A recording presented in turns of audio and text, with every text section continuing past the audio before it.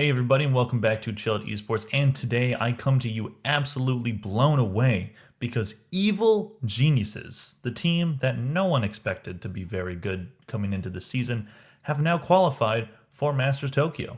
And they've done it in an absolutely stunning way, beating two teams that many consider to be the top two teams in North America, and especially because statistically they are the best two teams in North America, and now Evil Geniuses might be pushing their way into that conversation. This has been an absolutely insane start to the VCT Americas playoffs, and the next 2 days are going to be very, very interesting. At the time of recording right now is May 24th. Evil Geniuses won't play against Loud until Friday, so we have 2 days for them to rest and prepare against what many consider to be the best team in the world. But if you're Loud, I'm a little scared of this team right now because they are just running through the competition, especially today against Cloud9. So this team should not be taken lightly at all. So Evil Geniuses came into playoffs as the 6th seed with a 4-5 record. They were the very last team in playoffs, and that means they had to face the number 3 spot in Energy, and now they've also faced the number 2 spot in Cloud9, beating both of them. But they came in as the very last seed, and they came into playoffs. They had a 3-2 record in their last 5, but their very last game of the season was a loss against Energy, where they lost 2-0. So while their play had been improved, and a lot of people were talking about how, yeah, they're a lot better than they were previously, especially at the beginning of the season, improving pretty much since Demon 1 came in, who we will get to later. But a lot of people, including myself, did not take them to beat Energy and took them to go into the lower bracket and probably lose against whoever lost against Cloud9 versus Energy, which would have been the next match. But EG have broken all of our brackets and have just destroyed a lot of people's hopes for their favorite teams, and now they will be going to Tokyo. And because of this, we now currently sit in a reality where one of Energy or Cloud9 and possibly both teams will not qualify for Masters Tokyo. Like, who would have thought? Like, Energy maybe because they had a 6-3 record, so like they had problems throughout the season. Cloud9 just looked amazing. They just had to win one game. They had to win one match versus Evil Geniuses that were the 6th seed. They were number 2. A lot of people say they're even better than Loud. And here we are. Now they might just not make it. Now, and EG is what, like, I'm laughing because it's just like, it's so surprising. It's so insane that this is the reality that we live in. Like EG, I didn't think they were a bad team. I mean, them qualifying for playoffs, they pretty much just got in because they beat Sentinels early in the season. Sentinels, if they had won that, they would be in that seed right now. So it's kind of insane that we're looking at this, but it's what we're living in. It's crazy. Granted, there were 2 other teams that had the same exact record as them, Infuria and Leviathan. Those teams were above them. So it basically just went by tiebreaker because there was 5 teams with that 4-5 record. So it just came down. I think it came down to round differential with some of them. The tiebreakers are weird. I'm not gonna get into that right now. And they are just absolutely steamrolling teams right now. So as I said, they entered the playoffs after losing to Energy in a 2-0 match, and they did their homework since then. Now, I'm gonna be completely honest. I am a fan of Energy. I was a fan of Optic last year, and coming into this year, that fandom carried over to Energy because it was mainly the same exact roster. So I was really hoping for them to have a really good playoffs, and after a slow start to their season, they recovered and looked a lot better. It looked like if they had faced Cloud9, around the end of the season, that they very well could have won that match. But they lost to the 6th seed. And what really annoyed me as a fan of this team is that after they won against Evil Geniuses in that last match of the season, they were all just trash-talking EG, saying, oh, stop hitting the body. That's what Sam said. A lot of players on Energy just went on Twitter and started trash-talking, and I know that a lot of players in this league do that. A lot of Valorant players tend to just trash-talk, especially right after matches. But I just really didn't like what I was seeing because Evil Geniuses very possibly and ended up being the team that they played in playoffs. So why would you start trash talking them right before the playoffs where you very well might be meeting them? And then they did. And Evil Geniuses took that personally. Energy did win the first map of this match, taking it 13-11, as we can see from the score lines. It was a pretty even first half, and then the second half was pretty back and forth as well. So it was really close, but Energy doesn't like to lose on Haven. They rarely do, if ever. And then the second map happened, and Energy, again, very well could have closed it out. They came back after EG being on map point, but they just couldn't close it out in overtime, and EG ends up getting the win. And then the third map happened, and Energy just could not find the momentum. As we see from the scoreline, they won the first 3 rounds, and then they didn't win another one until round 9. They got the last one and then the pistol, but then just could not get any momentum, and EG just ran away with it on Ascent. So just a very, very strong performance by Evil Geniuses, and not to take anything away from them, but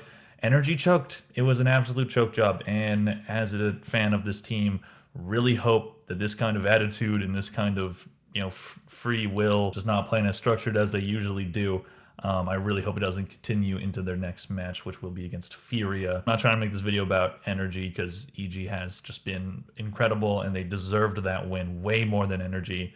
And it's just disappointing from a perspective of an Energy fan, but alas, we're here to talk about EG and how fantastic they've been lately. And then right below these score lines, I have the stats of 2 different players, one of each team. So the best player for EG that match was Demon One, which should come as no surprise to anyone. He's been absolutely fantastic since subbing in for BCJ. 73 kills, 44 deaths, 8 assists for plus 29. Fantastic numbers. He did very, very well. And then for the Energy player, I chose who I thought was the most disappointing that entire match, and that was Artis. If you saw my Energy video talking about if they were the best team in North America, hasn't really aged very well currently, you would see that I was praising Artis, and I was saying, this guy had a slow start, but he's getting used to this team, and it looks like he's playing a lot better.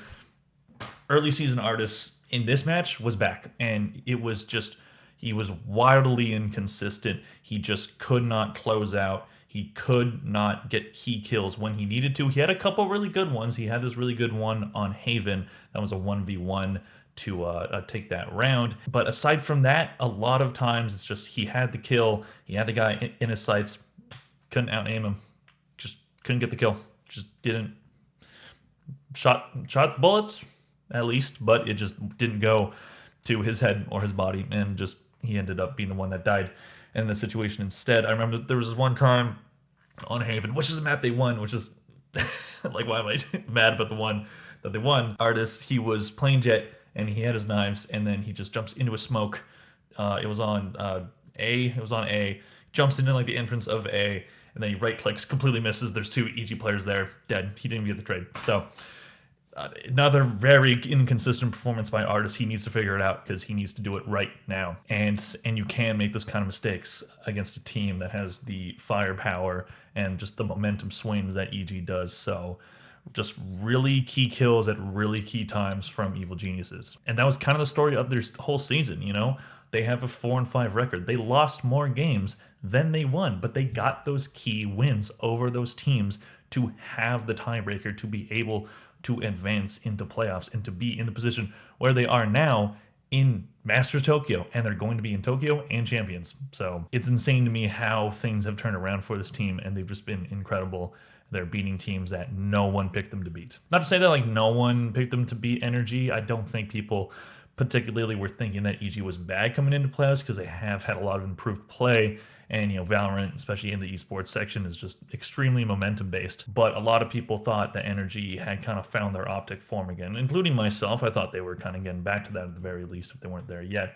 And EG was just able to take it over them. It was crazy match. Next up, we have what is definitely a much bigger upset in terms of scoreline and just matchup. EG's win over Cloud9 today. What a stomping. And as I said about Energy, I don't think a lot of people picked EG to win against Cloud9. Cloud9 looking like the best team potentially in Americas, just maybe a little worse than Loud, but in terms of elo, they were above.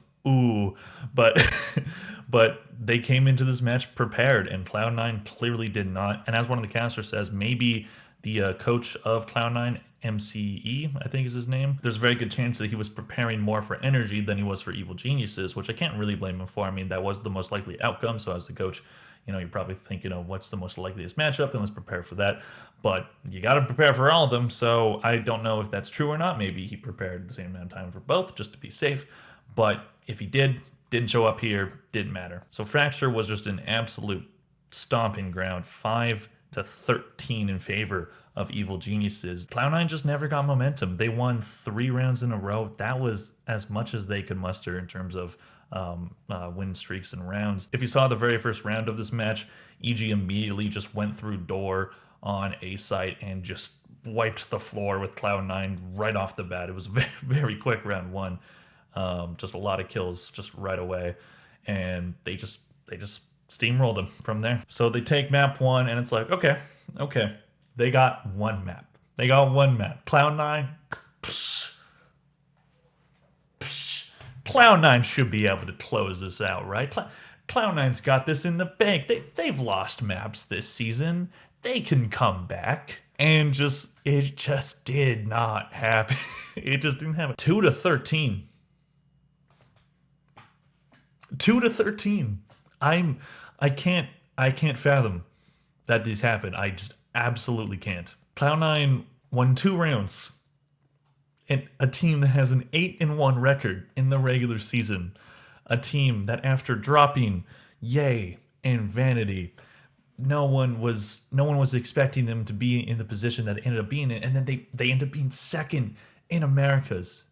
They have to win 1 match to qualify for Tokyo. 1 match. That's it. 1 match in this position. Now they got to win 2, but they had to win 1 match. That's all they had to win, and they just had to beat the team that was last seed in the playoffs. That's all they had to do. And then they couldn't win more than 2 rounds in the second map. They disappeared. They were no. Where's Cloud9? Where are they, guys? I can't see them. I can't. Are they here? Are they over here? Are they over there? Huh?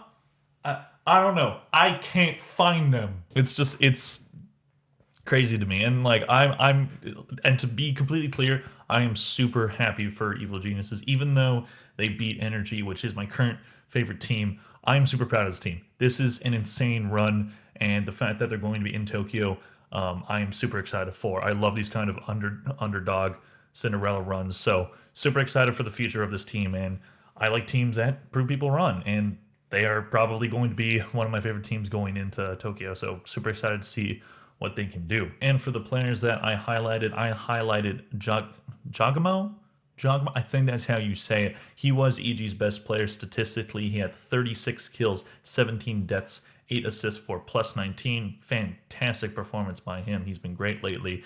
And then the most disappointing player on Cloud9 was Leaf, a player that statistically was the second best player in the entire Americas, one of the best in the world. And EG just completely shut him down and only allowed him to get 15 kills, 30 deaths, 7 assists, -15. That's Leaf. Leaf. He's the second best player statistically. In average combat score per map, he's second in Americas. I'm pretty sure right below Aspas. Only got 15 kills in 2 maps. Looking at it right now, he got 10 the first map, and then he got 5 the second map. Oh, I'm just completely flabbergasted, or whatever other word you would use, surprised. I'm just absolutely like, what are we witnessing in the Americas right now? The Americas is just so inconsistent. I was saying this throughout the year. I said this in my prediction video, which is now completely out of whack. My bracket's done. I just said this league is so wildly inconsistent. Any team can come out of nowhere and just be insane. It seems like every year for Valorant, a new team comes out of North America and surprises a lot of people. Last year it was the Guard. The year before that, I guess Envy before they were Optic. There's always a surprise team, and you really got to count for that when you're making your predictions for this league, because man, good luck. Good luck predicting anything that happens in Valorant esports, especially in the Americas. So those are the 2 playoff matches so far. So next up is Loud. They play them on Friday. And as I said earlier, if I'm Loud, I'm a little scared right now. After what they did to who was potentially their biggest opponent, you have to come in ready for that, right? Like, do not do what these 2 teams clearly did, which is completely underrate this team. They have a lot of firepower.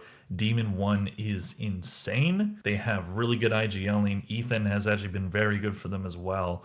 Giacomo, Calm, like Boostio, like they've been great. They've worked together very well, and they've just really meshed in a very, very good way. And now we're going to see them at Tokyo. But Tokyo, unfortunately, might not be as good as they want it to be. Because Demon 1, who has very much, well, been their best player, he's not attending. He cannot attend Masters Tokyo because he doesn't have a visa. He is the only player on the roster that does not have a visa. The rest of them do.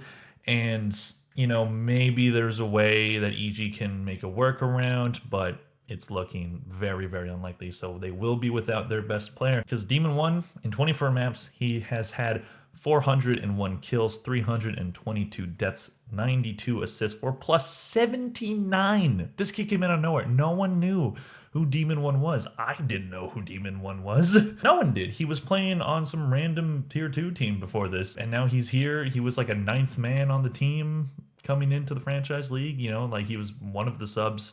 EG has like 10 players or whatever. It's crazy. He eventually made his way onto the roster. He's incredible. And Busio said that he thinks he's like top 3 in the world. He thinks he has the best aim in the world. So just absolutely crazy. His KD ratio in these 24 maps is 1.24. So that's really good. That's up there with the best. That's 3rd in the Americas looking at it right now. In terms of KDA, he has a 1.53, which is also very good. And an average combat score per map, which is one of the main stat lines that Liquipedia goes off of. He has 226, which is 6th in the entire Americas League. So statistically, he's top 10 in a lot of categories, and he's just been absolutely fantastic for this team, and he will be sorely missed at Tokyo. It's going to be really interesting to see how this team adapts to not having Demon 1. They'll probably put BCJ back in. That is the current word. BCJ is not the same kind of player that Demon 1 is, so I'm very curious to see what they end up doing. I don't know if they end up doing very good at Tokyo because of that, because they're missing their best player. We saw that with Fnatic last year going into Iceland Reykjavik because they couldn't have all of their players attend. I believe it was Durka, who many consider is their best player, and I would also agree with that. And we saw how much losing that caliber of talent affected them, and unfortunately, it might end up being the same story for EG. I really hope this isn't the case. I really hope they do really well at Tokyo and represent NA in a very good way and get a lot of new fans and really prove everyone wrong.